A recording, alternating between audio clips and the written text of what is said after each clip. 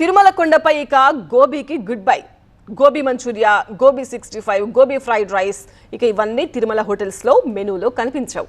భక్తుల ఆరోగ్యాన్ని దృష్టిలో పెట్టుకుని టీటీడీ కీలక నిర్ణయం తీసుకుంది. క్యాలీఫ్లవర్తో చేసే వంటకాలపై నేటి నుంచే నిషేధం అమల్లోకి వచ్చింది. అసలు ఎందుకు ఈ నిర్ణయం? ఏం జరిగింది?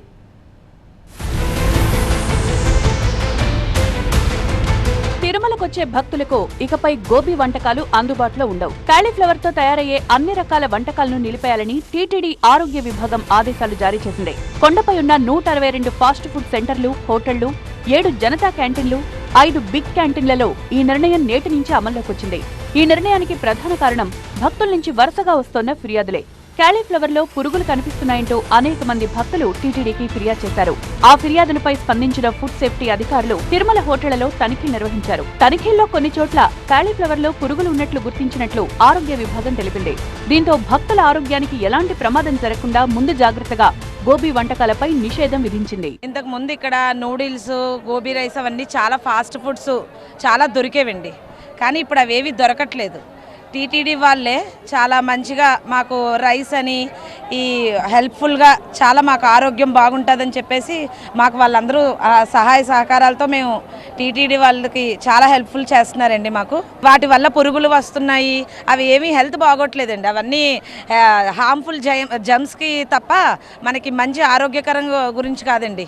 మాకు చాలా హ్యాపీగా ఉందండి. ఎందుకంటే మంచి రైస్ తింటే పిల్లలు ఆరోగ్యంగా ఉంటే మాకు అంతకన్నా ఇంకేమున్నదండి. వారం రోజుల క్రితమే హోటల్ యజమానులతో TTD health deputy EO Somanarayana సమావేశమయ్యారు. వర్షాకాలంలో కాలీఫ్లవర్ లో పురుగులు ఎక్కువగా వచ్చే అవకాశం ఉందని, సరైన విధంగా శుభ్రం చేయకపోతే ఆరోగ్య సమస్యలు తలెత్తే ప్రమాదం ఉందని నిర్వాహకులకు వివరించారు. భక్తుల ఫిర్యాదులను కూడా వారి దృష్టికి తీసుకువెళ్లడంతో హోటల్ యజమానులు స్వచ్ఛందంగా ఈ నిర్ణయానికి అంగీకరించారు.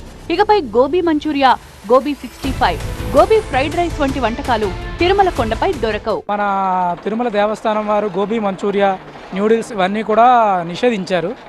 ఆ ప్రజెంట్ ఇక్కడ ఎక్కడా కూడా ఫాస్ట్ ఫుడ్ సెంటర్లో ఎక్కడా కూడా మనకి దొరకట్లేదు. ఇది ఒక మంచి మార్పు అనుకోవడానికి శుభసూచకమైన. ఇక్కడితో టీటీడీ చర్యలు ఆగడం లేదు. తిరుపతి నుంచి తిరుమలకు సరఫరా అయ్యే కూరగాయల్లో కాలీఫ్లవర్ వెళ్లకుండా విజిలెన్స్, ఆరోగ్య విభాగాలు ప్రత్యేక నిఘా పెట్టనున్నాయి. అంటే కొండపైకి కాలీఫ్లవర్ చేరకుండా సరఫరా వ్యవస్థపైనే పర్యవేక్షణ ఉండబోతోంది. అయితే తరిగొండ వెంగమాంబ నిత్యాన్నదాన కేంద్రంలో కూడా ఇదే నిషేధం అమలవుతుందా అన్నదానిపై మాత్రం ఇంకా స్పష్టత లేదు. ప్రతిరోజు 2 లక్షలకు పైగా భక్తులు టీటీడీ అన్నప్రసాదాన్ని స్వీకరిస్తున్నారు. రోజుకు దాదాపు 20 టన్నుల కూరగాయలు దాతల నుంచి టీటీడీకి చేరుతున్నాయి. వాటిలో అప్పుడప్పుడు కాలీఫ్లవర్ కూడా ఉంటుంది. ప్రస్తుతం హోటళ్లకే పరిమితమైన ఈ నిషేధాన్ని అన్నదానానికి కూడా వర్తింపజేయాలా లేదా అన్నదానిపై టీటీడీ త్వరలో నిర్ణయం తీసుకునే అవకాశం ఉంది. అప్పటి వరకు ఒక విషయం మాత్రం స్పష్టం: భక్తుల ఆరోగ్యమే ప్రాధాన్యమంటూ తిరుమల కొండపై గోబీకి టీటీడీ తాత్కాలికంగా గుడ్ బై చెప్పేసింది.